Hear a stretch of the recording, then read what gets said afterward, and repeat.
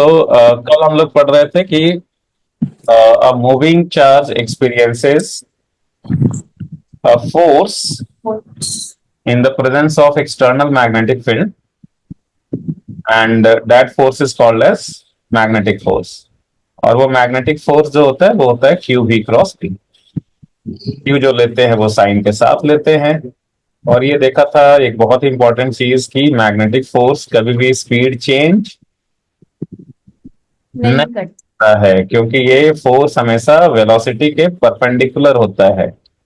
ठीक है। और सर्कुलर मोशन में हमने देखा था कि भाई एक्सेलरेशन मतलब the force which is along the line of velocity, जो फोर्स वेलोसिटी वाले लाइन के अलोंग होता है वही रिस्पॉन्सिबल होता है स्पीड चेंज करने के लिए। और जो फोर्स वेलोसिटी के परपेंडिकुलर होता है वो सिर्फ डायरेक्शन को चेंज करता है। तो यहाँ पे magnetic force by definition it is always perpendicular to velocity, so it will only change the direction of motion, it will not change the speed of the particle. Clear? Yes sir. अब देखो अपने को next जो पढ़ना है वो है कि तीन अलग अलग केसेस होते हैं motion of A charge particle in uniform magnetic field. कि भाई यूनिफॉर्म मैग्नेटिक फील्ड है तो एक चार्ज पार्टिकल का मोशन किस किस तरह का होगा, उसमें तीन चार केसेस हैं, वो हम लोग एक एक करके देखेंगे। तो पहला केस है कि ये पहला केस है कि if velocity and magnetic field are along the same line. अगर भाई वेलोसिटी और मैग्नेटिक फील्ड सेम ही लाइन के अलोंग है, जैसे मान लो एक्सटर्नल मैग्नेटिक फील्ड इधर है और चार्ज पार्टिकल को भी आपने इसी डायरेक्शन में प्रोजेक्ट किया, तो इसी डायरेक्शन में प्रोजेक्ट किया। ठीक है, तो वेलोसिटी और मैग्नेटिक फील्ड के बीच में एंगल कितना हो गया, 0 डिग्री। या फिर अपने चार्ज पार्टिकल को अपोजिट डायरेक्शन में प्रोजेक्ट किया, तो उस केस में वेलोसिटी और मैग्नेटिक फील्ड के बीच में कितना एंगल हो जाएगा। 180। बहुत बढ़िया। So theta in this case will either be 0 और 180। So sine theta you know कि साइन 0 भी 0 होता है, साइन 180 भी 0 होता है, so sine theta will be 0। अभी जो फोर्स होता है वो होता है Q V B sine theta. तो अगर साइन थीटा 0 हो गया तो फोर्स भी क्या हो गया, 0। तो एक्सेलरेशन 0। तो वेलोसिटी कांस्टेंट का कांस्टेंट। मतलब particle will move on a straight line with constant velocity, ना स्पीड चेंज होगा ना डायरेक्शन चेंज होगा। तो इस केस में the particle is not experiencing any magnetic force. So when the charge charge जो है अगर मैग्नेटिक फील्ड वाले लाइन के अलोंग ही अगर मूव कर रहा है तो in that case it is not experiencing any magnetic force, so therefore it will move with constant velocity। ठीक है। Yes sir. पहला केस कितना आसान है देखिए, है ना। तो इसमें जैसे जैसे आप आगे बढ़ते जाएंगे, तीन केसेस हैं मेनली, जैसे जैसे आगे बढ़ते जाएंगे डिफिकल्टी लेवल बढ़ता जाएगा। जैसे पहला केस हो गया सबसे आसान। नेक्स्ट है कि इफ, क्या लिखेंगे या आगे बढ़ा दें। सर मैं बाद में लिखूंगी। ठीक है। नेक्स्ट है लेकिन अभी जो सेकंड केस का बोल रहे हैं वो रफ में आप लिख लीजिएगा कुछ, क्योंकि इसके रिजल्ट्स फिर काम देंगे क्वेश्चंस वगैरह बनाने के लिए। ठीक है। And this cases are very important, मतलब ये केसेस के जो रिजल्ट्स बता रहे हैं, जो फॉर्मूला लिखवा रहे हैं, वो सब अगर आप बढ़िया से कर लो तो इसका मतलब कोई भी क्वेश्चन आप एकदम फटाफट बना दोगे। ठीक है। Yes sir. हाँ, जिसमें बाकी बच्चे जो हैं जिनसे नहीं होगा, आपसे आपको वो लगेगा कि अरे ये तो बहुत आसान था, बाकी बच्चों को लगेगा कि ये तो बड़ा डिफिकल्ट क्वेश्चन पूछ दिया। तो आपको लगेगा कि इसमें डिफिकल्ट क्या था भाई। तो ये रिजल्ट्स आप बढ़िया से ये सब देखिएगा। इससे रिलेटेड क्वेश्चन आएगा कुछ भी तो कितना भी डिफिकल्ट पूछेगा इसके बाहर का नहीं आएगा। ठीक है, जितना बता दे रहे हैं उसके बाहर का नहीं होगा। हम्म।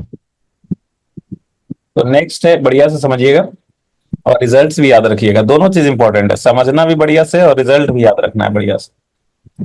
तो सेकंड में है कि if charge is moving perpendicular to the magnetic field, if velocity is, perpendicular to the. Hmm, तो थीटा कितना हुआ। 90। हम्म, तो थीटा हुआ 90। ठीक है। फोर मैक्सिमम हो जाएगा। हाँ, फोर्स मैक्सिमम हो जाएगा।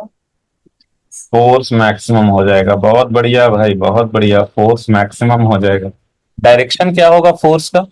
ये मैग्नेटिक फील्ड जो है यूनि इस रीजन में, मान लीजिए कि इस रूम में यूनिफॉर्म मैग्नेटिक फील्ड है और डायरेक्शन जो है वो है क्रॉस। क्रॉस का मतलब आपका जो मोबाइल वाला स्क्रीन है उसके परपेंडिकुलर, और डायरेक्शन जो है वो है इनवर्ट्स। मैग्नेटिक फील्ड जो है वो कांस्टेंट है, डायरेक्शन इनवर्ट्स है। चार्ज पार्टिकल को प्रोजेक्ट किया ये मोबाइल स्क्रीन वाले प्लेन में ही, मोबाइल स्क्रीन वाले प्लेन में। तो बताइए फोर्स का डायरेक्शन किधर होगा? फोर्स का डायरेक्शन किधर होगा, ये बताइए।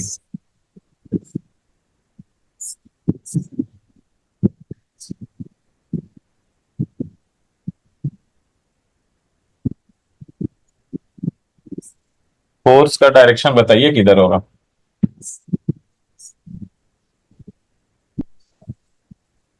फोर्स का डायरेक्शन इन दोनों के परपेंडिकुलर होगा। हाँ, इन दोनों के परपेंडिकुलर कौन सा डायरेक्शन आएगा? जैसे अगर मैं इसको आई कैप बोल लूं तो मैग्नेटिक फील्ड किधर हो जाएगा? जैसे अगर हम इसको एक्स वाई प्लेन बोल रहे हैं, तो एक्स वाई प्लेन बोल रहे हैं वो आप कॉपी में मत लिखिएगा, ऐसे ही बोल दे रहे, ये मान लो एक्स वाई प्लेन है। तो वेलोसिटी हो गया along X axis, magnetic field हो गया किधर? Along Y axis. Magnetic field तो क्रॉस है ना चुनमुन, तो वाई चांद की हुआ तरफ जाता प्लेन इनवर्ट। तो लिया, अंदर मोबाइल एक्स वाई जाता लिया, तो मैग्नेटिक फील्ड किधर हुआ? इनवर्ट है। हाँ, इनवर्ट्स को क्या बोलेंगे यहाँ पे?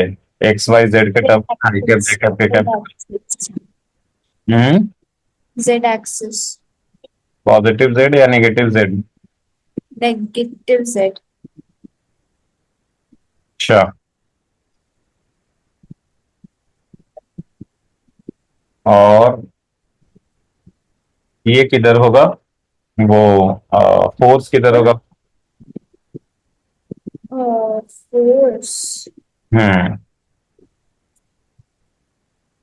Positive y axis.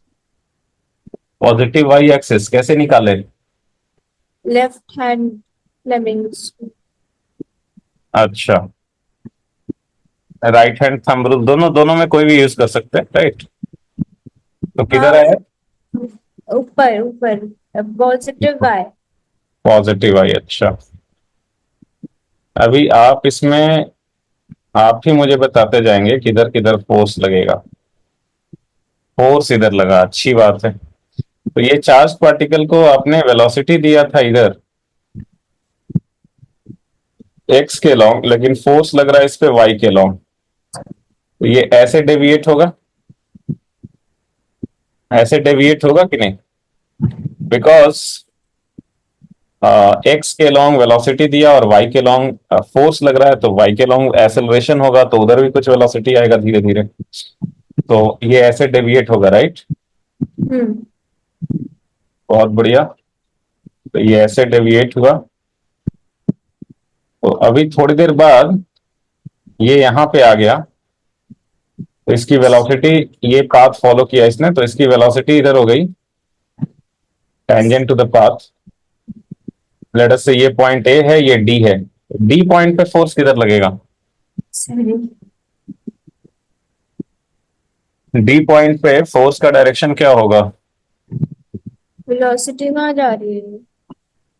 हम्म, वेलोसिटी कहाँ जा रही है? वेलोसिटी जहां जा रही है वो तो दिख ही रही है फिगर में, tangent to the path. Path आपको दिखाया है, वेलोसिटी क्या होता है? Tangent to the path, velocity उस पर टेंजेंट हो गया। पॉजिटिव वाई एक्सिस हो रही है। हम्म, पॉजिटिव वाई एक्सिस हो रहा है। क्या? फोर्स का वेलोसिटी। डायरेक्शन? नहीं नहीं, वेलोसिटी पॉजिटिव वाई कहाँ है? ये बीच में है ना कहीं, ये एक्स एक्सिस है, ये वाई एक्सिस है, वेलोसिटी कहीं बीच में है ऐसे। टेंजेंट बनाया था ना, अगर ये सर्कल बनाएगा पूरा तो। नहीं नहीं, वो सर्कल वर्कल छोड़िए आप, अभी मुझे ये बताइए बस फोर्स का डायरेक्शन किधर होगा? X axis. फोर्स इधर लगेगा इस पे, नेगेटिव एक्स एक्सिस। इधर लगेगा। हाँ। अच्छा, तो एक बात बताइए, आपने बोला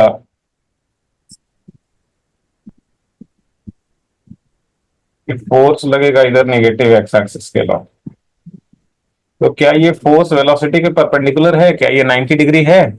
नहीं तो अभी तो फॉर्मूला पढ़ा था कि फोर्स जो है वो ऑलवेज वेलोसिटी के परपेंडिकुलर होता है। सर, वेलोसिटी परपेंडिकुलर नहीं है मैग्नेटिक फील्ड के। वेलोसिटी परपेंडिकुलर नहीं है मैग्नेटिक फील्ड के? हम्म। क्यों नहीं है? ये मैग्नेटिक फील्ड किधर है? इनवर्ड्स है। Perpendicular to the plane of your mobile screen. हाँ, मैग्नेटिक फील्ड किधर है? Perpendicular to the mobile screen. हाँ, perpendicular to the plane of mobile screen. और ये जो वेलोसिटी वाली लाइन है ये मोबाइल स्क्रीन में ही है। ये किसने? ये जो ये जो ऐसे ड्रॉ किया, ये मोबाइल स्क्रीन पे ही ड्रॉ किया, मोबाइल स्क्रीन वाले प्लेन पे ही।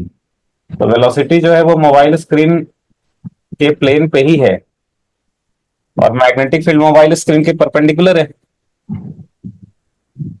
तो वेलोसिटी और magnetic field perpendicular to each other हुए कि नहीं? हम्म। मैग्नेटिक फील्ड जो है ये मोबाइल स्क्रीन के परपेंडिकुलर है, so it will be perpendicular to any line lying in the plane of your mobile screen. Plane पर। Since magnetic field is perpendicular to the plane of mobile screen, so it will be perpendicular to any line lying in this plane of the mobile screen. ठीक है? हम्म। ये जो mobile screen है आपका वो x Y plane है, और जो मैग्नेटिक फील्ड है वो निगेटिव जेड के अलॉन्ग है। तो ये एक्स वाई प्लेन में कोई भी लाइन ड्रॉ करेंगे या कोई भी कर्व ड्रॉ करें, कुछ भी ड्रॉ करें, ये जो मैग्नेटिक फील्ड है इन सब के परपेंडिकुलर है। आ रही बात समझ में? Yes sir. क्योंकि ये जो कर्व ड्रॉ कर रहे हैं मोबाइल स्क्रीन में ड्रॉ कर रहे हैं, मैग्नेटिक फील्ड मोबाइल स्क्रीन के परपेंडिकुलर है, so it will perpendicular to any line lying in this plane. कोई भी लाइन हम इस प्लेन में ड्रॉ कर दें, मैग्नेटिक फील्ड सबके परपेंडिकुलर होगा। हम्म। तो since velocity is in the plane of the mobile screen, so magnetic field will also be perpendicular to velocity. Yes sir. तो आपने फोर्स इधर बताया, तो ये तो गलत हो गया ना। फोर्स परपेंडिकुलर टू वेलोसिटी तो नहीं आ रहा है यहाँ पे, ये एंगल तो 90 डिग्री नहीं दिख रहा है, ये हम्म। तो ऑब्ट्यूज दिख रहा है। लेकिन बाय डेफिनेशन आपने क्या पढ़ा था कि क्यू वी क्रॉस बी होता है, तो by property of cross product you had seen कि magnetic force is always perpendicular to velocity. तो आपका तो आया नहीं है, तो आप बताइए कि किधर ले। सर, वेलोसिटी के परपेंडिकुलर। वेलोसिटी के परपेंडिकुलर दो डायरेक्शन होगा, या तो इधर होगा या फिर इधर होगा। कौन सा डायरेक्शन? ये वन ऊपर वाला वाला। या टू वाला? हाँ, ऊपर वाला। ऊपर वाला। ये कैसे आया आपका? ये उसी करा लेफ्ट हैंड रूल से। लेफ्ट हैंड रूल्स, अच्छा। ठीक है, मतलब ये इधर आएगा फोर्स वेलोसिटी के परपेंडिकुलर, राइट? Yes sir. तो फिर ये और इधर मुड़ जाएगा, है ना? हाँ। और इधर मुड़ गया, तो अभी मान लीजिए यहाँ पे पहुंच गया, तो यहाँ पे वेलोसिटी इधर है, फोर्स किधर लगेगा? Perpendicular to velocity. अच्छा, एक बात बताइए, एक चीज जो है मिस कर रहे हैं हम लोग। परपेंडिकुलर टू वेलोसिटी तो एक लाइन पे परपेंडिकुलर तो बहुत सारे लाइंस हो सकते हैं, एक चीज हम लोग क्या मिस कर रहे हैं? F is Q V cross B. बोला आपने। एक लाइन पे परपेंडिकुलर लाखों लाइंस हो सकते हैं। हम्म। तो आपने बोला फोर्स होना चाहिए वेलोसिटी पे परपेंडिकुलर, वेलोसिटी पे परपेंडिकुलर लाखों लाइंस हो सकते हैं, तो कौन सा वाला लाइन? तो एक चीज हम लोग क्या मिस कर रहे हैं, ये सर, मैग्नेटिक। मैग्नेटिक फील्ड के भी तो परपेंडिकुलर होना चाहिए। हाँ, राइट। फोर्स जो है वो मैग्नेटिक फील्ड के भी तो परपेंडिकुलर होना चाहिए। मैग्नेटिक फील्ड है किधर, along negative Z. Yes sir. Magnetic field किधर है? Negative Z. तो उसके परपेंडिकुलर क्या हो गया, नेगेटिव जेड के परपेंडिकुलर क्या हो जाएगा, एक्स वाई प्लेन। नेगेटिव हाँ, जेड के परपेंडिकुलर क्या हो गया? X Y plane. तो ये जो पहला वाला स्टेटमेंट है, force perpendicular to magnetic field, वो ये स्टेटमेंट ये बता रहा है कि फोर्स वाली जो लाइन है, it must lie in X Y plane. ये क्या बोल रहा है कि फोर्स वाला लाइन किस प्लेन में लाई करना चाहिए? X Y. हाँ, तो जैसे एक्स वाई प्लेन तो हमारा यही है, फिगर वाला जो प्लेन है वही है। तो इसका मतलब फोर्स का जो डायरेक्शन है वो इसी प्लेन में लाई करना चाहिए। और दूसरा स्टेटमेंट कह रहा है कि वो होना चाहिए वेलोसिटी के परपेंडिकुलर। अब हम्म। इसी प्लेन में वेलोसिटी के परपेंडिकुलर सिर्फ दो डायरेक्शन है। इसी प्लेन में वेलोसिटी के परपेंडिकुलर सिर्फ दो डायरेक्शन है, या तो इधर या फिर इधर। ठीक है। हम्म। तो किधर होगा वो हम लोग देख लेंगे, चाहे राइट हैंड थंब रूल कहो या फ्लेमिंग्स रूल कहो, जो भी आप। ठीक है। दोनों में किसी से भी चेक कर सकते हैं, जो आपको कन्वीनियंट है। ठीक है। Yes sir. अच्छा, अब यहाँ पे बताइए, वेलोसिटी इधर है, तो फिर से क्या होना चाहिए, force perpendicular to magnetic field. ये स्टेटमेंट बताता है कि फोर्स का जो डायरेक्शन है वो इसी प्लेन में लाई करना चाहिए, और वेलोसिटी के भी परपेंडिकुलर होना चाहिए। तो इसी प्लेन में वेलोसिटी के परपेंडिकुलर दो ही डायरेक्शन है, या तो ये वाला वन वाला या फिर टू वाला। तो कौन सा डायरेक्शन होगा? वन। वन वाला। कैसे आया? सर वैसे ही करा। वैसे ही किए थे। तो ये ऐसे टर्न ले लेगा, ऐसे टर्न ले लिया, तो यहाँ पे वेलोसिटी इधर हो गया। तो वैसे ही करेंगे तो यहाँ पे फोर्स इधर लगेगा, राइट। हम्म। फिर ये ऐसे टर्न लेगा, फिर वेलोसिटी इधर हो गया, फिर फोर्स इस पे परपेंडिकुलर इधर हो गया, फिर ये ऐसे टर्न लिया, वेलोसिटी इधर। ऐसे ये टर्न लेते लेते क्या होगा, ये जहां से चला था वहीं पहुंच जाएगा। और ये पाथ होगा सर्कुलर। तो सर्कुलर हो गया, उसमें वेलोसिटी हो जाएगा ऑलवेज अलोंग द टेंजेंट, और फोर्स हो जाएगा टेंजेंट पे perpendicular always along radius. And as you can see it is directed inwards. So here जो फोर्स है वो ऑलवेज डायरेक्टेड होगा किधर, towards the centre of the circle. Force किधर होगा directed? Towards the centre of the circle. अब तो इसमें है कि what will be the path of this charge particle. तो पाथ जो है वो कैसा होगा, सर्कुलर होगा। सर्कुलर। पाथ कैसा होगा? सर्कुलर। सर्कुलर होगा। सर्कुलर पाथ होगा। और देखो, आपने एक चीज पढ़ा था सर्कुलर मोशन में, कि सर्कुलर पाथ पे चलने के लिए सेंट्रिपिटल फोर्स रिक्वायर्ड होता है। Yes sir. अच्छा, एक चीज और पढ़ा आपने, कि यहाँ पे magnetic force can not change the speed. Speed change हाँ, नहीं कर चेंज सकता। नहीं करता। इसका मतलब ये सर्कुलर पाथ पे चल रहा है तो कांस्टेंट स्पीड से चल रहा है। हम्म। तो ये कैसा होगा, यूनिफॉर्म सर्कुलर मोशन। क्या होगा? Uniform circular motion. और आपने ये पढ़ा था कि यूनिफॉर्म सर्कुलर मोशन करने के लिए सेंट्रिपिटल फोर्स चाहिए। क्या चाहिए? Centripetal force. हाँ, सेंट्रिपिटल फोर्स चाहिए। कितने के इक्वल चाहिए, M V square by R, या फिर M omega square. So who will provide the required centripetal force here? Who is providing the required centripetal force? Magnetic force. Hmm. So here magnetic force is providing the required centripetal force. देखो यहाँ पे लिखा है, since force is always perpendicular to velocity, speed will not change. Particle will move on a circular path with constant speed. Magnetic force is providing the required centripetal force. Magnetic force कितना लग रहा है यहाँ पे? Q V B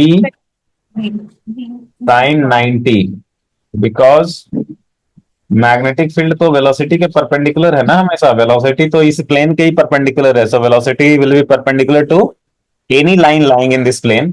now hmm velocity is always lying in this plane, so magnetic force is always perpendicular to velocity. perpendicular।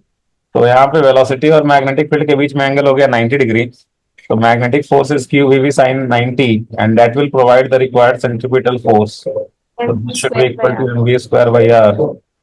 So qvb is mv square by r. तो ये cut गया, तो r का वैल्यू कितना हो जाएगा? mv by qb। r का value हो गया mv बाई क्यूबी. ठीक है, याद रहेगा ये फॉर्मूला. Yes sir. अच्छा, mv को लीनियर मोमेंटम भी बोल सकते हैं ना. हम्म So you can also write it as p by qb, where p is linear momentum of the charged particle, right? कभी कभी आपको क्वेश्चन में क्या होता है कि मास और वेलोसिटी ना देकर के काइनेटिक एनर्जी दिया रहता है. क्या दिया रहता है? Kinetic energy. तो अगर आपको यही रेडियस काइनेटिक एनर्जी के टर्म्स में लिखना है तो कैसे लिखेंगे? पी और के में p। रिलेशन पता है आपको? हाँ, k is equal to p square by 2m। हाँ, बहुत बढ़िया. के जो होता है ये होता है हाफ एम बी स्क्वायर, इसको ऊपर नीचे एम से मल्टीप्लाई कर दिया तो ये हो गया पी स्क्वायर बाई 2m. सो के is P square by 2m. This is very very important relation, आपको याद ही है. तो p का वैल्यू होगा अंडर रूट 2m के. तो p के जगह पे you can write under root 2m के बाई. पॉइंट। कभी कभी क्या होता है कि काइनेटिक एनर्जी ना दे करके ऐसे दिया रहता है कि एक चार्ज पार्टिकल है और उसको मान लो ये एक एक्सेलरेटर है. एक्सेलरेटर होता है जिसमें हम लोग चार्ज पार्टिकल को एक्सेलरेट करवाते हैं. और ये बोल दिया कि भाई यहाँ पे हम चार्ज पार्टिकल को डेल्टा वी पोटेंशियल डिफरेंस से एक्सेलरेट करवा रहे हैं स्टार्टिंग फ्रॉम रेस्ट. मतलब जैसे ये चार्ज पार्टिकल है यहाँ पे रेस्ट में था और इसको एक्सेलरेट करवाया डेल्टा वी पोटेंशियल डिफरेंस से. तो देखो यहाँ पे जब ये एक्सेलरेटर से बाहर निकलेगा चार्ज पार्टिकल तो इसका इनिशियल काइनेटिक एनर्जी जीरो था मान लो. फाइनल काइनेटिक एनर्जी क्या होगा? तो वो क्या करते हैं, हम लोगों ने एक पढ़ा था work done by external agent Q delta V, एक फॉर्मूला पढ़ा था ना हम लोग. Yes sir. तो work done by external agent होता है क्यू डेल्टा वी. तो अब देखिए यहाँ पे जो है वो, और हम लोगों ने एक चीज और पढ़ा है कि भाई वर्क एनर्जी थ्योरम से कि total work done is equal to कितना होता है? Change in kinetic energy. Total work done equal to कितना होता है? Change in kinetic energy. Final kinetic energy minus initial. Initial kinetic energy. तो ये चार्ज पार्टिकल को एक्सेलरेट करवाया तो इसका इनिशियल काइनेटिक एनर्जी जीरो था. एक्सेलरेट होने के बाद इसका काइनेटिक एनर्जी के एफ हो गया. तो काइनेटिक एनर्जी में जो चेंज होगा वो इक्वल टू कितने होगा? जितना वर्क किया इसने एक्सेलरेटर ने वो कितना वर्क किया? Q delta V. So therefore Q delta V will be equal to K F. और इनिशियल काइनेटिक एनर्जी तो जीरो है तो यहाँ पे इसका जो काइनेटिक एनर्जी है वो कितना हो गया? Q delta we. हाँ, तो बेसिकली किसी किसी क्वेश्चन में आपको क्या दिया रहेगा? काइनेटिक एनर्जी नहीं दिया रहेगा बल्कि बोलेगा कि एक चार्ज पार्टिकल है उसका डेल्टा वी पोटेंशियल डिफरेंस से एक्सेलरेट करवा दिया. डेल्टा वी पोटेंशियल डिफरेंस से एक्सेलरेट करवाने के बाद उसको ऐसे रीजन में भेज दिया, ऐसे रूम में भेज दिया जहां पे मैग्नेटिक फील्ड बी था, तो उसका रेडियस क्या होगा? मतलब उस पर बेस्ड क्वेश्चन होगा. तो आप के को क्या लिख सकते हैं? के को क्या लिख देंगे? Q M delta V. Delta V by Q V. तो ये क्या हो जाएगा? ठीक है, हम्म तो ये हो जाएगा 1/b. और क्यू को अगर अंदर ले लें, क्यू को अंदर ले लें तो क्या हो जाएगा? Under root 2m. एम। अंदर में रूट के अंदर जाएगा तो ये वाला टर्म जो है ये क्यू स्क्वायर हो जाएगा. तो ऊपर में क्यू होगा, नीचे में क्यू स्क्वायर होगा, तो वो कट करके नीचे में क्यू आ जाएगा. ठीक है, देखो इतना सारा फॉर्मूला हो गया. इतना सारा फॉर्मूला हो गया, ये वही चीज अभी यहाँ पे लिखा हुआ था, ये चार्ज पार्टिकल। एक सेकंड, अभी जो यहाँ पे लिखा ना आपको, इसका उसी का स्टेटमेंट लिखा है यहाँ पे। सो ये समझ गए? यस। ये वही वाला चीज है आपका। ए की जगह क्यू डेल्टा वी रख दिया, तो ये हो गया √2m Q delta V by Q square. सिर्फ क्यू को ही अंदर घुसाया है, वी को बाहर ही छोड़ दिया है। तो यही फॉर्मूला आ गया ना चुनमुन? Yes sir. क्या ये, तो कितना फॉर्मूला हो गया टोटल? 4 फॉर्मूला हो गए। हम्म। 4 फॉर्मूला हो गए। लेकिन ये फॉर्मूला में एक चीज याद रखना है कि इसमें आपने इनिशियल काइनेटिक एनर्जी कितना माना था? 0। हाँ, तो this formula is applicable only if charge has been accelerated from rest. तो देखो अभी जितने फॉर्मूला हो गए मैं उसको एक साथ लिख देता हूँ, सब याद रखना है आपको। सबसे पहले तो M B by Q B, उसके बाद P P by by Q, उसके बाद पी को लिख देंगे √2m के, क्यू बी। और उसके बाद ये हो गया 1/b। √2m delta V by Q.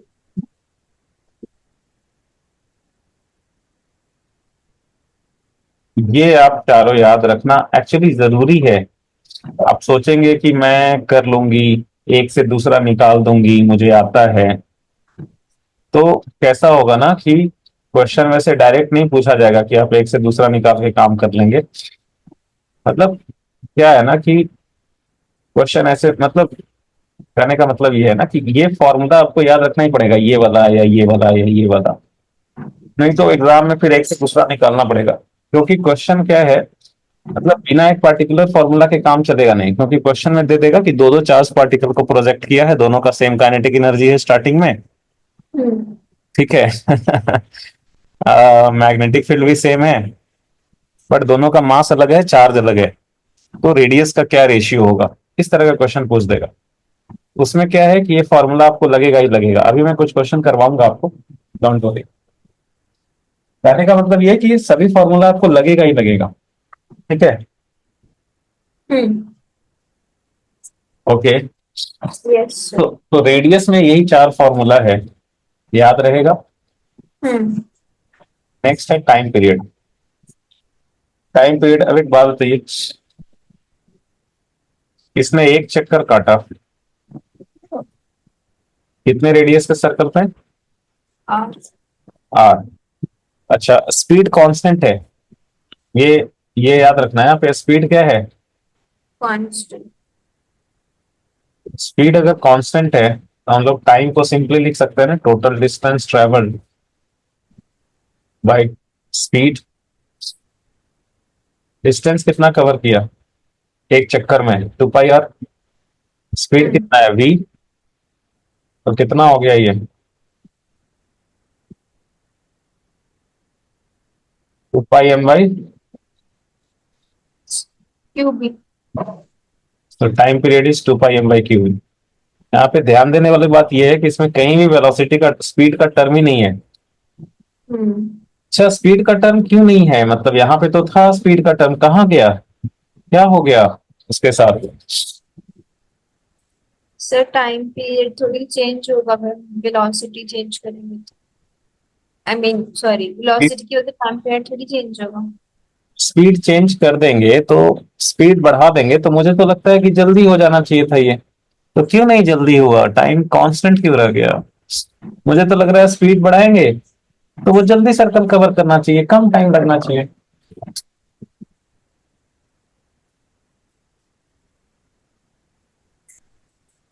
Sir speed बढ़ाएंगे तो रेडियस भी तो बढ़ेगा। हाँ, स्पीड बढ़ाएंगे तो रेडियस भी तो बढ़ गया। तो रेडियस बढ़ गया तो तो डिस्टेंस भी तो बढ़ गया, 2πr। हम्म। तो ऊपर में भी वी का टर्म आ गया, नीचे में भी वी का टर्म आ गया, वी वी कट गया। ठीक है, तो अगर स्पीड बढ़ा देंगे तो क्या होगा? रेडियस बढ़ेगा, डिस्टेंस बढ़ेगा। टाइम वही लगेगा। स्पीड हम्म। कम कर देंगे तो क्या होगा? रेडियस, स्पीड कम कर देंगे तो रेडियस भी कम हो जाएगा लेकिन टाइम वही लगेगा। रेडियस भी कम हो जाएगा, टाइम वही लगेगा। ठीक है, नेक्स्ट है एंगुलर वेलोसिटी और एंगुलर स्पीड। ये क्या होगा? Angle covered by time taken. तो पूरा एक चक्कर मारा तो वो एंगल कवर करेगा 2 पाई, हम्म। और टाइम कितना लगा? 2 पाई m/क्यू। 2 पाई कट गया। Q v/m। तो ये बहुत इंपॉर्टेंट फॉर्मूला है, omega is Q B by M. अच्छा, क्यों इंपॉर्टेंट है? बहुत काम आता है। देखो ये क्यू बाई एम जो है वो चार्ज बाई मास रेशियो होगा ना। Yes sir. Q by M क्या है? Mass ratio. Charge by mass ratio of a particle.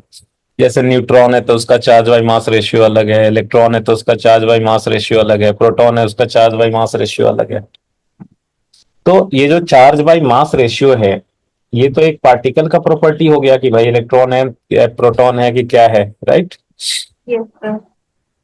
तो ओमेगा किस पे डिपेंड कर रहा है? एक पार्टिकल के नेचर पे, मतलब चार्ज बाई मास रेशियो पे, और दूसरा मैग्नेटिक फील्ड पे। ये चार्ज बाई मास रेशियो को हमने शॉर्ट में डेल्टा लिख दिया है, डेल्टा। तो ओमेगा जो है ये है आपका B delta, B into charge by mass ratio. और आप चाहे तो ये याद रख सकते हो या फिर क्यू बी बाई एम याद रख सकते हो। ठीक है, so omega is independent of radius, speed also and radius also. Omega जो है वो स्पीड पे डिपेंड नहीं करता। नहीं कर रहा है, रेडियस पे भी डिपेंड नहीं करता। नहीं कर रहा है। ठीक है, हम्म। तो ये भी याद रखिएगा। फ्रीक्वेंसी, फ्रीक्वेंसी होता है एक सेकंड में कितना चक्कर काट रहा है। तो टी टाइम में एक रिवॉल्यूशन कंप्लीट कर रहा है, तो एक सेकंड में कितना रिवॉल्यूशन कंप्लीट करेगा? 1/t। भाई टी टाइम में एक चक्कर काट रहा है ना वो, यस सर। तो एक सेकंड में कितना चक्कर काटेगा? 1/t। हाँ, तो फ्रीक्वेंसी का मतलब होता है एक सेकंड में उसने कितना रिवॉल्यूशन कंप्लीट किया। हम्म। फ्रीक्वेंसी होता है 1/t के इक्वल। तो 1/t तो क्या हो जाएगा? Q B by 2 pi M. ठीक है, यस सर। और यहाँ पे इलेक्ट्रॉन का जो है वो याद रख सकते हो आप, charge by mass ratio. Electron का चार्ज होता है ई, और मास होता है मास ऑफ इलेक्ट्रॉन। उसका वैल्यू होता है नियरली 1.8 इंटू 10⁻11। जनरली इलेक्ट्रॉन का आता है क्वेश्चन में खूब, तो सिर्फ इलेक्ट्रॉन का, बाकी का नहीं। आप इलेक्ट्रॉन का याद रख सकते हो, ये तो बहुत जगहों पे यूज में आता है, दूसरे सब्जेक्ट में भी यूज में आता है। तो आप इलेक्ट्रॉन का सिर्फ चार्ज बाय मास रेशियो याद रख सकते हैं। इसको स्पेसिफिक चार्ज भी बोलते हैं, या चार्ज बाय मास रेशियो को। ये बेसिकली क्या है? ये चार्ज बाय मास रेशियो है। ठीक है, यस सर। बहुत बढ़िया। तो ये केस 2 हो गया। केस 2 में यही था। केस 2 को एक बार आप समराइज करके आप बोलो क्या क्या पढ़ा आपने इसमें।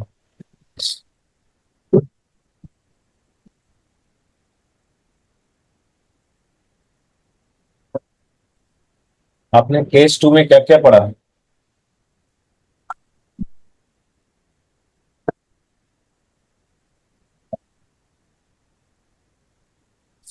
केस 2 में हमने बहुत कुछ पढ़ा। बोलिए, शॉर्ट में एक बार बताइए, शॉर्ट में और क्या क्या पढ़ा सब बता दीजिए। केस 2 होता क्या है, उसमें क्या क्या इंपॉर्टेंट रिजल्ट्स हैं?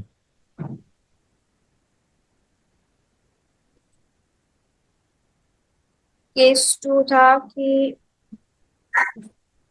थीटा जो है वो 90 डिग्री है between velocity and magnetic field. ठीक है, तो when charge particle is moving perpendicular to the magnetic field, है ना, when velocity is perpendicular to the magnetic field, तो फोर्स मैक्सिमम लगता है टुवर्ड्स द सेंटर। पाथ कैसा होता है? सर्कुलर पाथ होता है। अच्छा, तो उसमें बताइए रेडियस वगैरह क्या क्या फॉर्मूला है? रेडियस होता है M B by Q B, hmm which can be written as p by qb और under root two M K by Q B, या फिर one by V under root two M delta V by Q. 1/b√2m∆v/q ना। हाँ। हाँ, बहुत बढ़िया।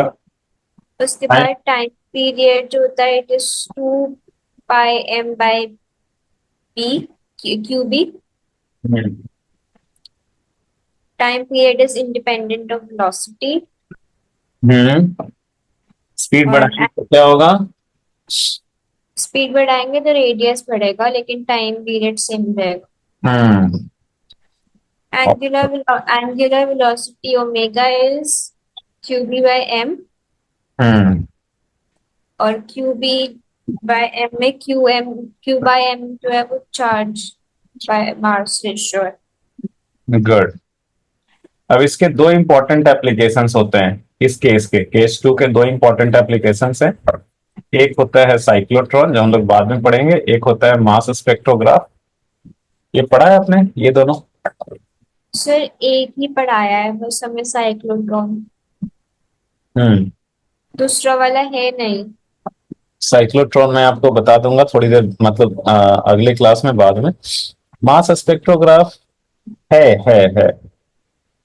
छोटा सा ही है। और मैं आपको बता दूंगा थोड़ा बाद में। लेकिन पहले हम लोग इस पे ना क्वेश्चंस करते हैं कुछ, जो अभी तक आपने पढ़ा केस 2 उस पे। चलिए, ये क्वेश्चन बताइए तो। हाँ, इसमें बोला है कि 3 तरह के पार्टिकल्स को प्रोजेक्ट किया गया है। चार। 4, हाँ। तो कौन सा न्यूट्रॉन है, कौन सा इलेक्ट्रॉन, प्रोटॉन, कौन अल्फा है, वो बताना है। इलेक्ट्रॉन एंड और अल्फा पार्टिकल का बताना है।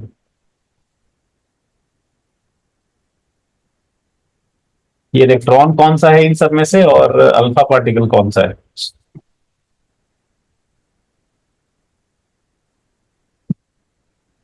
वेलोसिटी तो दिया ही है ना, वेलोसिटी ऐसे दिया है।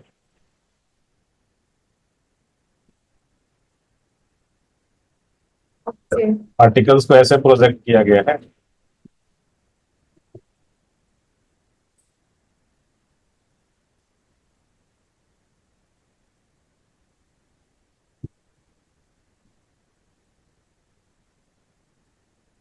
तो ये चुनमुन ये आ रहा है 2025 में।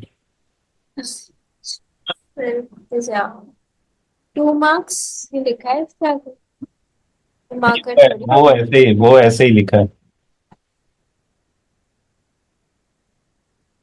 और बहुत वो क्या होता है ना कि बुक्स वाले जो है उनको वो मार्किंग स्कीम याद नहीं रहता है, तो वो ऐसे ही लिख देते हैं तो।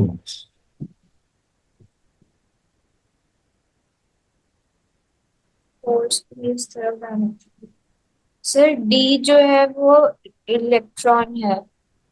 डी इलेक्ट्रॉन है? हाँ, क्यों? क्योंकि वेलोसिटी की डायरेक्शन जो है वो ऊपर की तरफ बताई आपने, और मैग्नेटिक फील्ड जो है वो इनवर्ड्स है। हम्म तो फोर्स जो है वो एक्स एक्स एक्सिस के लॉन्ग होना चाहिए, माइनस एक्स के लॉन्ग। अच्छा। लेकिन इलेक्ट्रॉन पहले से खुद नेगेटिव होता है तो वो कैंसिल हो जाएंगे। अगर हम वाली इक्वेशन में डालेंगे फोर्स की तो पॉजिटिव एक्स एक्सिस पे जाएगा इलेक्ट्रॉन। तो ये इलेक्ट्रॉन है। हम्म। और ये वाला सी? अल्फा पार्टिकल पॉजिटिव होता है ना। हाँ सी तो न्यूट्रॉन होगा, उसमें कोई चार्ज नहीं होता। हाँ, तो उस पे क्यू जीरो हो गया तो फोर्स भी जीरो हो जाएगा। हम्म। तो वो सीधा चला जाएगा अनडेविएटेड। और ए और बी में प्रोटॉन कौन होगा, अल्फा पार्टिकल कौन होगा? तो ये समझ नहीं आया क्योंकि दोनों पॉजिटिव चार्जेस होते हैं। हाँ, दोनों पॉजिटिव होते हैं। अल्फा पार्टिकल क्या होता है? अल्फा पार्टिकल होता है हीलियम का न्यूक्लियस। क्या होता है? हीलियम का न्यूक्लियस। हीलियम के न्यूक्लियस के अंदर कितने प्रोटॉन्स कितने न्यूट्रॉन्स होते हैं? दो दो। हाँ, दो दो क्या? प्रोटॉन्स। और न्यूट्रॉन? दो ही होते हैं। अच्छा, वो भी दो ही होते हैं। तो इसका चार्ज कितना होगा? पॉजिटिव कितना? 2p। और मास कितना होगा? 4। 4 AMU होगा, है ना? 4 ही लिखता हूँ बस। ठीक है। अच्छा, तो ये हो गया अल्फा पार्टिकल। और प्रोटॉन का? अच्छा, चार्ज। हाँ, प्रोटॉन का क्या होगा charge?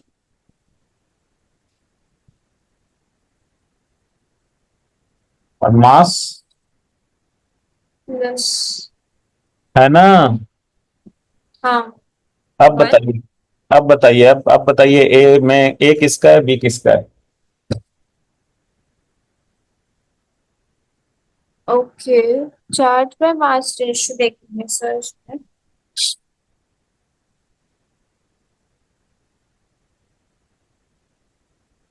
Charges to E/4 which is 1/2 E/2। फिर इसमें जाएगा E। प्रोटॉन ज्यादा हैवी है। प्रोटॉन ज्यादा हैवी है? अल्फा न्यूक्लियर अल्फा पार्टिकल्स है। ज्यादा हैवी है, अच्छा। तो वो कम डेविएट होगा।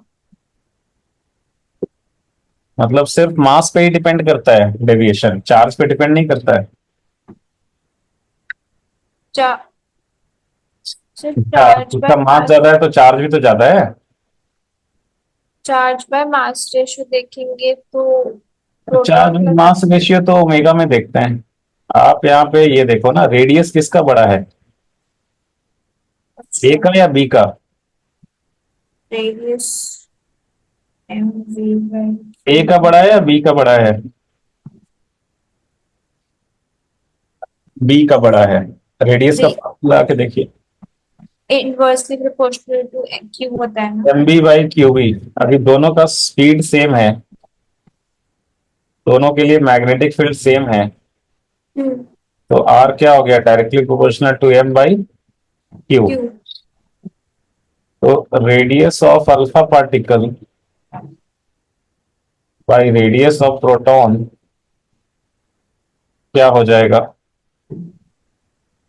ये हो फोर जाएगा, बाई टू ई मास के प्रोपोर्शनल है तो मास of alpha particle by mass of proton.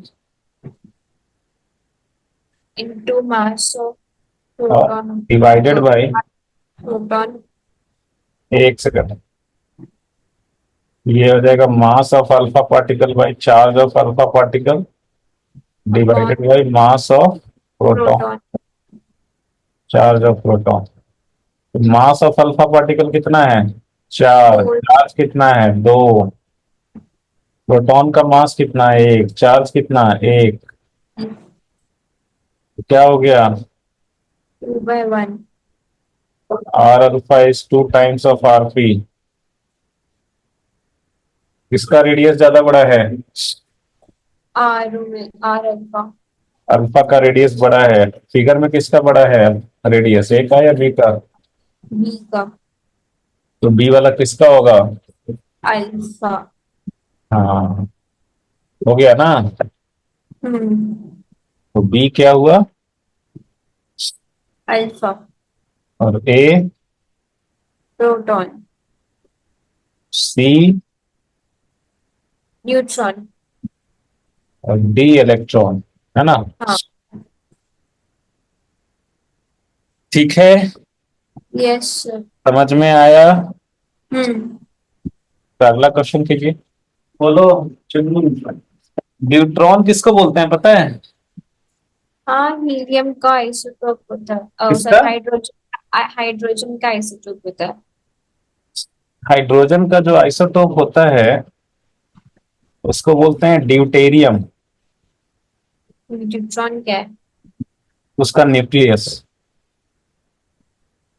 Hydrogen के आइसोटोप को क्या बोलते हैं? ड्यूटेरियम। ड्यूटेरियम। और इसके न्यूक्लियस को क्या बोलते हैं? न्यूट्रॉन। हाँ। तो इसमें कितना प्रोटॉन कितना न्यूट्रॉन हुआ? 1 1। हाँ, तो न्यूट्रॉन में एक प्रोटॉन हुआ और न्यूट्रॉन जो है ये क्या हो गया? Nucleus of H12, right? इसमें एक प्रोटॉन एक न्यूट्रॉन है ना? तो चार्ज कितना हुआ इसका? इन 1 लिखते हैं सिंपली। रेशियो देखना है अपने को सिर्फ। और मास कितना हुआ? 2। अच्छा। अल्फा पार्टिकल का क्या हुआ? अल्फा पार्टिकल का 4 है ना मास। चार्ज 2 और मास 4 हुआ ना? हम्म। और क्या है? प्रोटॉन। प्रोटॉन का क्या होगा? Charge E1, mass 1। सबको क्या बोला है? They are being same accelerated through. Same potential difference. हाँ, तो अगर आपको ये फॉर्मूला याद रहेगा, पोटेंशियल डिफरेंस वाला बताया था ना फॉर्मूला, हाँ। क्या था? 1/V√2m delta V/Q।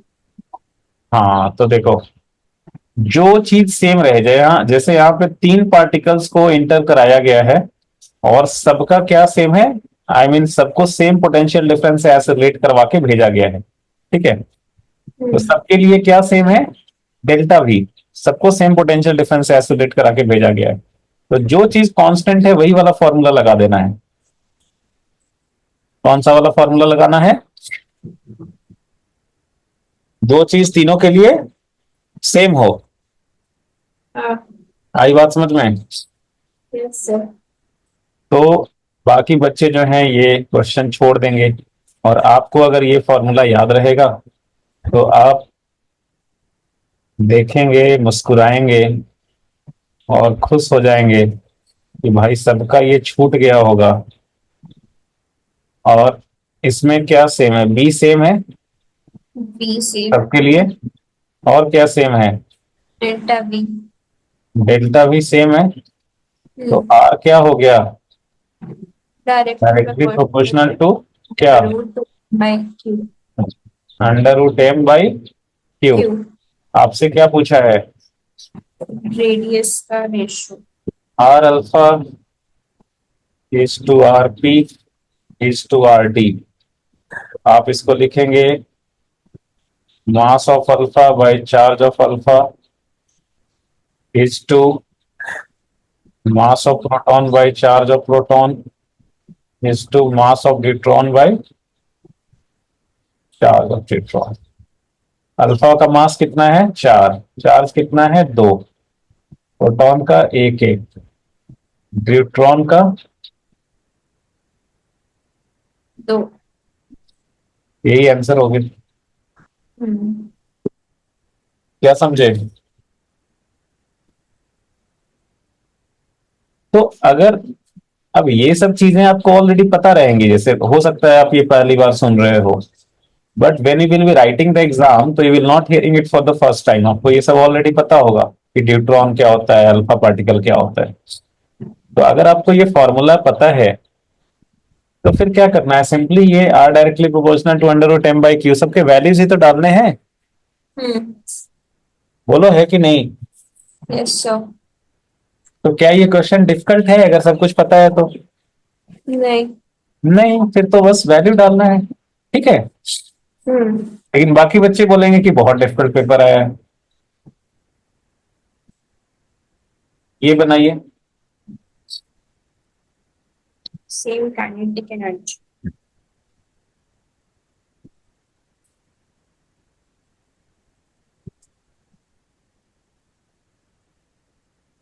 जो चीज सेम रहे वही फॉर्मूला लगा दो। हम्म। तो ये निकालिए, ये हो जाए तो अगला क्वेश्चन में सबको सबका सेम मोमेंटम है वो भी निकालिएगा। तो निकाल के बताइए। हेलो, हो गया चुनमुन? Yes sir. पहले वाले का कितना आया? 1:1:2 हाँ, 1:, 1:1:2। 1:1:√2। वाह, सही हो गया। नेक्स्ट वाले का क्या आया सेम मोमेंटम? 1/2:1:1। 1/2 रेशियो 1:1।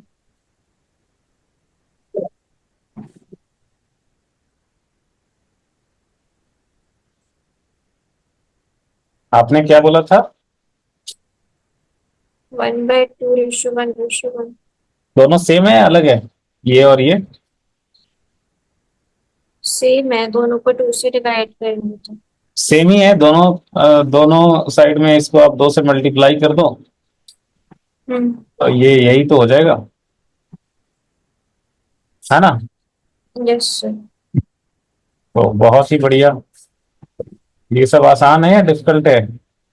आसान है। ये? Same speed. हाँ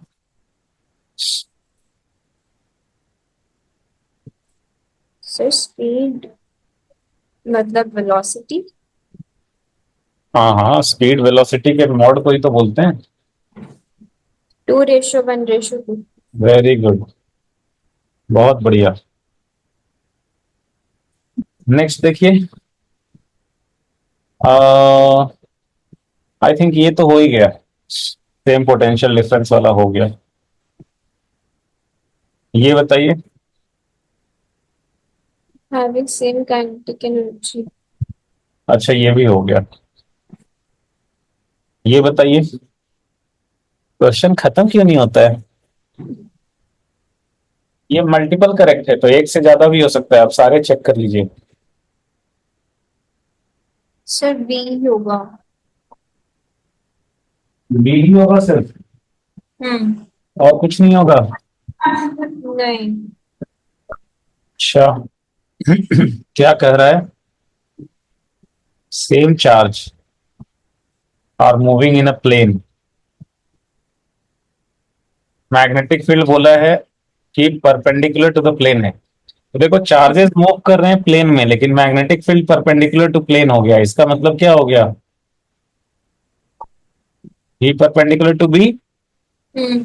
मतलब यही केस हो गया जो केस टू हम लोग अभी पढ़ रहे हैं। ये एग्जाम में आपको पढ़ के समझना होगा कि हाँ भाई ये केस टू की बात हो रही है, क्योंकि अभी तो आप सेम ही टॉपिक पढ़ रहे हो तो आप इतना इसके बारे में सोच भी नहीं रहे हो, आप बस सोच रहे हो कि हाँ सर ने अभी ये वाला पढ़ाया है तो यही वाला क्वेश्चन दे दिए है, राइट? हम्म।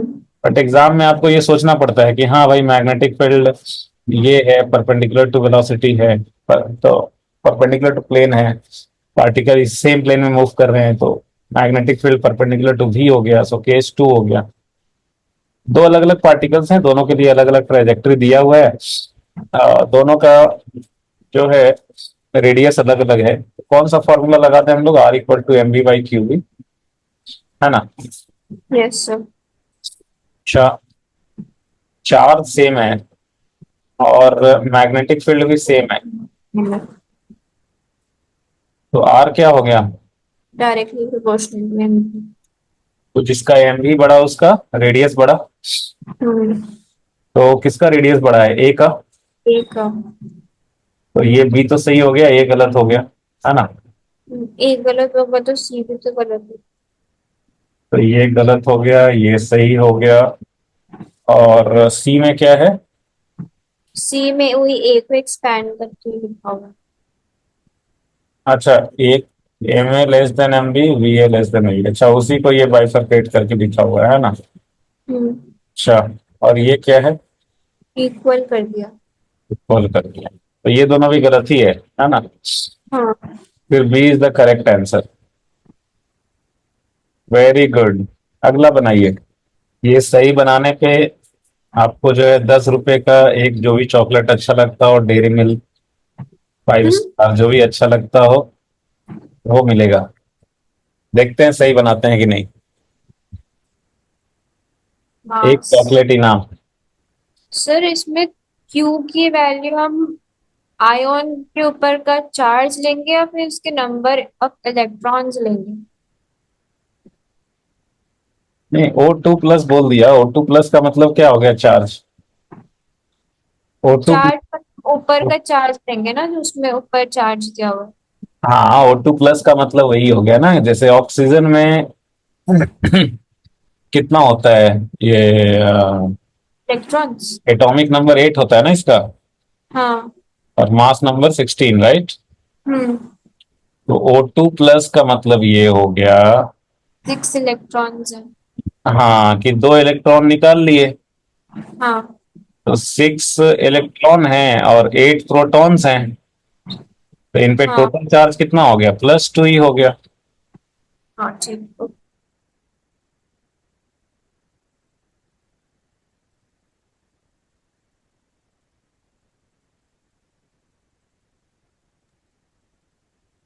बताइए। Option C. Option C hmm. Lock कर दें, फाइनल, हम्म। पक्का। हम्म। मल्टीपल करेक्ट है लेकिन। नहीं सर, यही है। हाँ, यही होगा। यही होगा। हम्म।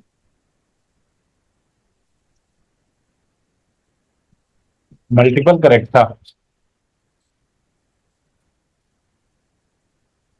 क्या आंसर था, मैंने देखा नहीं। नहीं देखे। नहीं। हाय हाय, एक सही हो गया। अरे ही मैंने हाइड्रोजन। बोला मल्टीपल करेक्ट है, फिर भी आपने ध्यान नहीं दिया। हाँ। सर हाइड्रोजन कैसे मोस्ट रिफ्लेक्टिव हो सकता है? इसका तो रेडियस बहुत सबसे छोटा आ रहा है।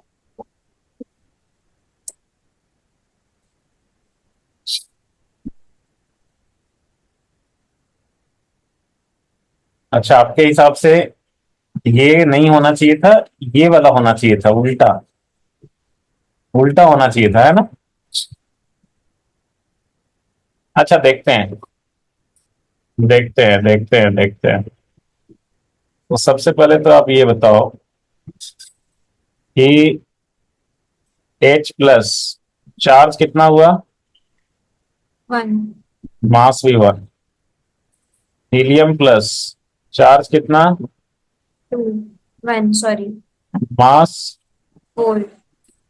और O2+,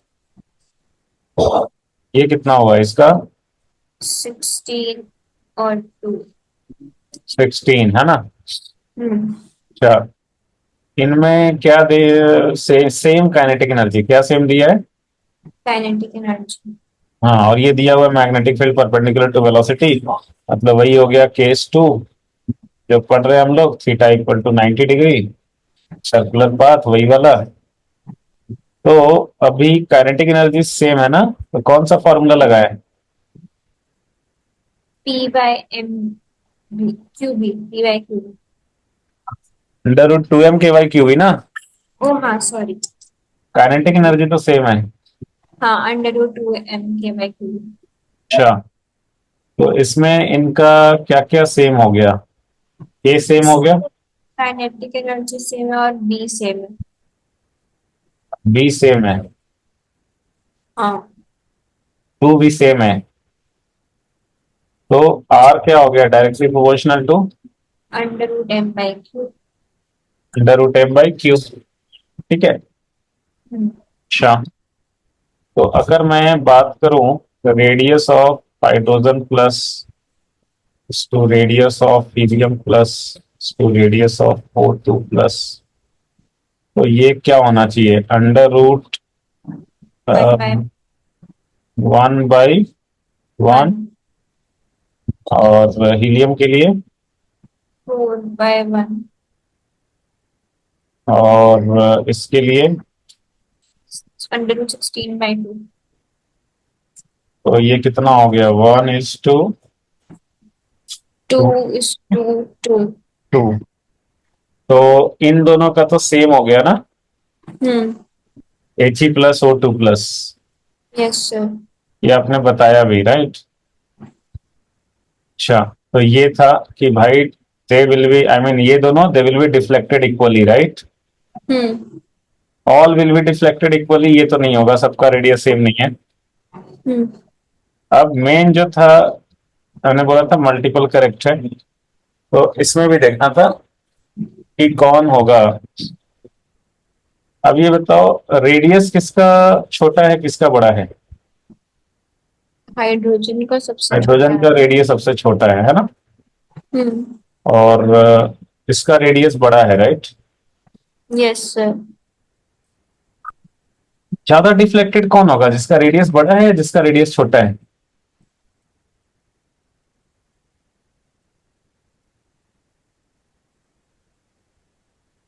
जिसका रेडियस बड़ा है।